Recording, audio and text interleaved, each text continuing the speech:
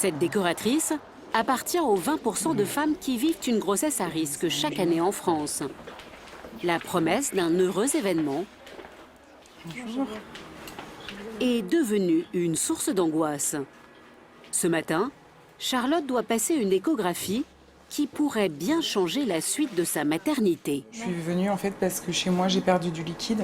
Mais par contre depuis j'en ai reperdu qu'une seule fois. Là ça fait 8 jours, ou même plus, 9 jours, que j'ai pas reperdu de liquide en fait. L'examen est important. Il doit déterminer si son bébé continue à se développer malgré le manque de liquide amniotique dans lequel il doit évoluer. Il est en train de déglutir là. On a fait. Je me c'est demande son si. nez qu'on a pas Oui, vu. c'est Voilà, le nez. ouais. Absolument. Regardez. Là, et la bouche, on voit la langue là qui bouge. L'estomac, c'est normal qu'on ne voit pas l'estomac. L'échographie semble rassurante. Pourtant, la sage-femme n'a pas une très bonne nouvelle pour Charlotte. Il y a vraiment très peu de liquide. J'en perds C'est plus. confirmé. Regardez, on croit qu'il y a du liquide, je mets et on voit que c'est du cordon. Yes.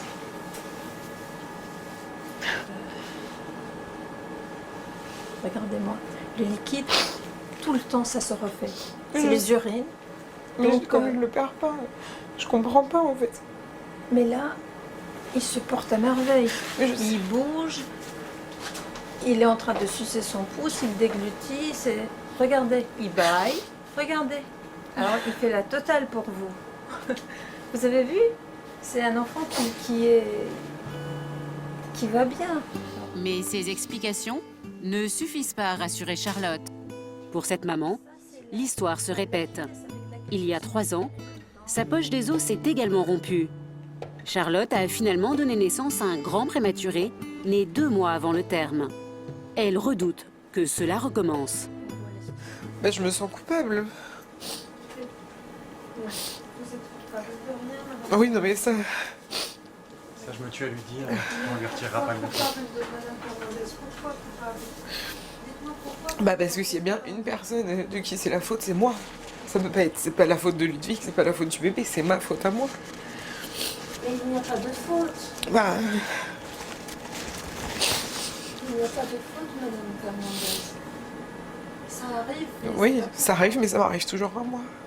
Je comprends pas pourquoi vous vous sentez coupable. C'est le contraire. Bah, je peux pas l'expliquer.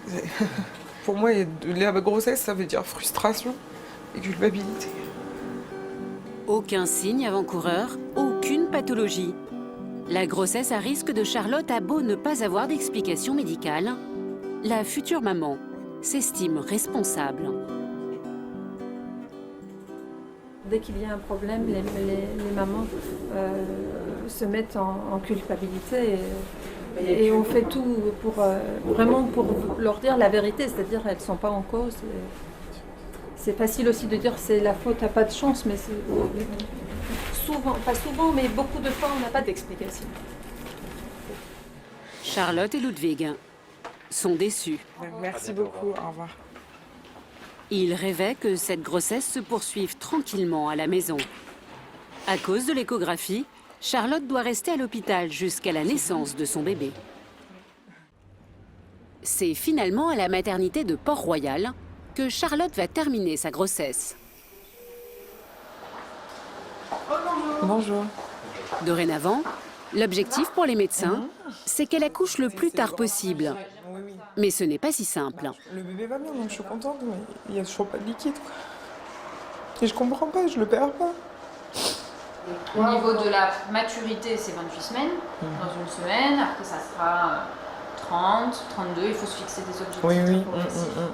Pas être trop gourmand Non, tout de non, suite. ouais, ouais, on y va déjà Mais, par étapes. Oui, la prochaine étape, c'est 28. Déjà. Tenir coûte que coûte. En France, les bébés nés avant 24 semaines ne sont pas réanimés. C'est le seuil de viabilité. Entre 24 et 28 semaines, on parle d'extrême prématuré. Charlotte est en plein dans cette période.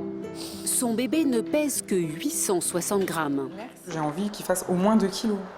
Puis après, c'est des bébés beaucoup plus fragiles, plus mon petit, plus ils sont fragiles. Donc au moins 2 kilos, ça serait déjà super bien. C'est aberrant de se dire qu'on attend que son bébé fasse au moins 2 kilos. C'est pas, normalement, ça se passe pas comme ça.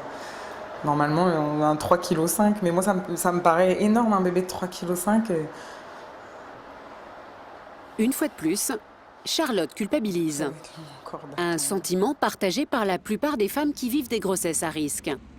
Elles rêvent toutes de dépasser le 8e mois, à partir duquel leur enfant ne sera plus prématuré.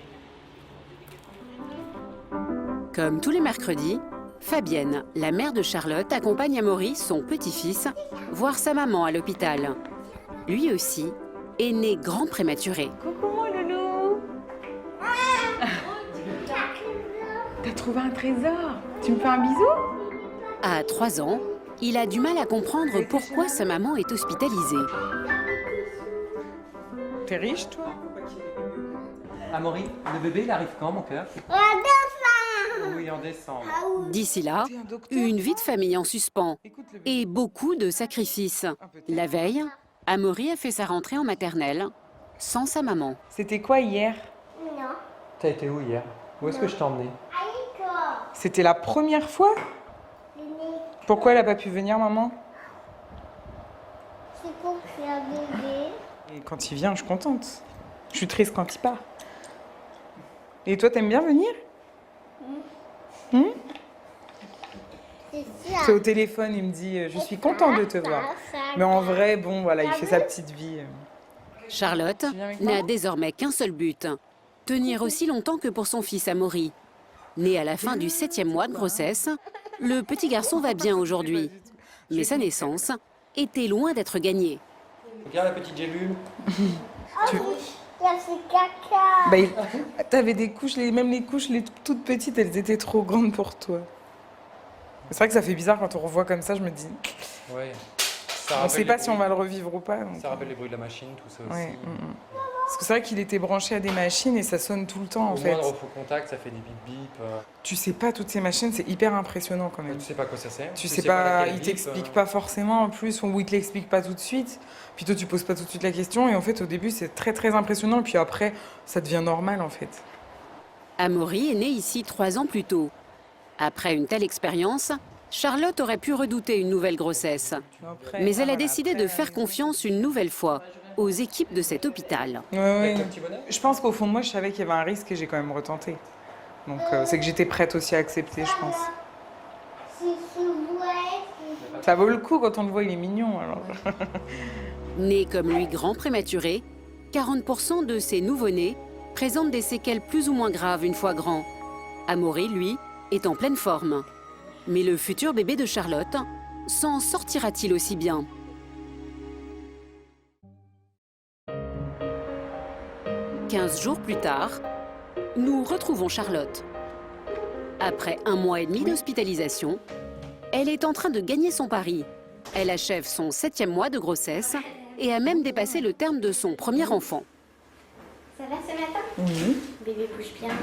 Il n'y a pas eu de perte de sang. Non. Pas de perte de liquide. C'est liquide, toujours clair. Elle va peut-être même réussir à quitter la zone de grande prématurité. À ce stade, 95% des enfants survivent.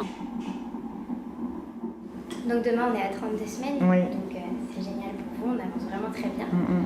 Et puis c'était un cap important par rapport à la première grossesse. Ah oui, moi je suis ravie parce que comme la première fois j'ai accouché à 31 semaines, c'était hyper important. Bah oui. Et donc là on a passé le cap. Et puis maintenant, le prochain cap c'est 34. Ouais, bah oui, j'essaye de me viser 34, après on Ouais, verra, il n'y a pas que moi qui 34, décide, voilà. Mais Charlotte a passé un autre cap, psychologique celui-là. Elle ne culpabilise presque plus. Même les médecins m'ont dit vous faites du super boulot, c'est vrai que ça fait plaisir, on se dit bon bah je suis pas là pour rien. Enfin vraiment je me dis dans tous les cas t'auras fait mieux qu'Amaury, je me sens vachement moins coupable, ouais. C'est un soulagement, un peu. Ah ouais, je suis vraiment soulagée et je me dis bah ouais t'es une super maman après tout, hein. Quand même. C'est important aussi de se passer un peu de pommade de temps en temps. Si elle sait qu'elle a évité le pire à son bébé, c'est maintenant de nouveaux doutes qui apparaissent. J'ai jamais été aussi loin dans une grossesse en fait. J'ai jamais eu un aussi gros ventre, j'ai jamais senti le bébé aussi haut du coup. Je me dis que du coup, je vais forcément avoir un bébé plus gros qu'Amaury. Enfin, j'espère en tout cas. Donc, c'est que des inconnus, quoi. Enfin, c'est totalement différent. Mais je suis très contente parce que je me dis, dans tous les cas, ça ira bien. Vu qu'Amaury va bien, ça peut que aller bien. C'est motivant, en fait. Une confiance retrouvée, même si la partie n'est pas gagnée. Charlotte doit encore tenir 1 mois et demi pour que son bébé ne soit plus prématuré.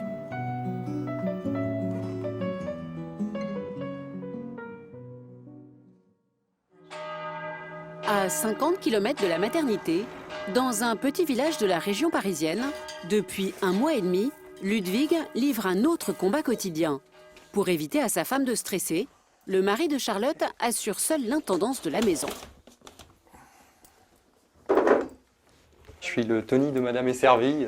Je suis multitâche. Je fais les travaux, je fais la maison, ma tâche de papa et des tâches de maman aussi. Depuis 6 semaines maintenant, c'est la course, quoi. C'est du matin au soir, j'ai quelque chose à faire de toute façon. Voilà, et je me pose le soir à 9h. Que ce soit avec l'entretien de la maison, le ménage quotidien, les machines, faire à manger, le petit, tout ça. Oui, c'est la course de 7h à 21h quasiment. Une grossesse à risque, une menace permanente d'accouchement prématuré. Depuis l'hospitalisation de Charlotte, Ludwig a dû aussi se transformer en cordon bleu. Ça, les tomates, on les avait déjà lavées. Tu faisais ça avec maman avant? En réalité, Voilà, tu peux reprendre, c'est hein. toute la vie de famille qui a été bouleversée. Avant, on n'était qu'un couple et on n'avait pas à se soucier de quelqu'un d'autre. Donc, si je rentrais tard le soir, ça n'avait pas d'importance. Si je mangeais pas non plus. Là, il faut quand même bien s'occuper d'Amaury. Donc, ça, c'est un point important. Après, en tant que mari, forcément, c'est chiant. Il n'y a pas d'autre terme puisqu'on n'est pas aux côtés de sa femme. Là, ça fait 6 semaines qu'elle est hospitalisée. Donc, ça fait 6 semaines où on se voit... Au pire, 3 heures par jour, au mieux, je sais pas, peut-être 7-8 heures. Mais c'est pas du coup une relation normale, entre guillemets. Le quotidien de ce cadre commercial est désormais rythmé par les allers-retours à la maternité. Au chômage depuis 3 mois, il a préféré mettre ses recherches d'emploi en sommeil pour se consacrer entièrement à sa famille. Et tout cela lui coûte très cher. Je vais y ramener un petit jus de raisin parce qu'elle aime bien aussi. Et le compte est bon. J'en suis à 200 € d'amende, 4 points de permis. Ah bah c'est le quotidien des papas. Hein. Budget essence, quasiment 400 € par mois. Donc faut s'aimer très fort pour tenir, parce que c'est pas évident de pas se voir, mais ça a aussi des conséquences sur plein d'autres choses derrière, quoi. Une vie compliquée partagée par de plus en plus de couples en France. En 10 ans, le nombre de bébés prématurés a augmenté de presque 15%. Un constat inquiétant, même si la médecine a fait beaucoup de progrès. En particulier, pour les femmes âgées de plus de 40 ans.